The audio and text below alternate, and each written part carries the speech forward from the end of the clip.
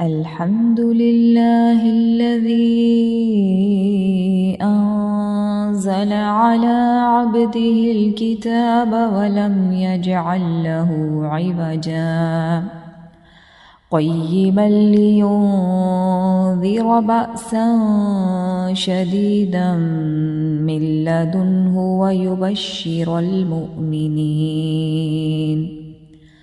ويبشر المؤمنين الذين يعملون الصالحات أن لهم أجرا حسنا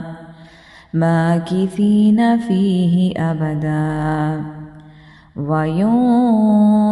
الذين قالوا اتخذ الله ولدا ما لهم به من علم ولا لآبائهم كبرت كلمة تخرج من أفواههم إن يقولون إلا كذبا فلعلك باخع نفسك على آثارهم إن لم يؤمنوا بهذا الحديث أسفا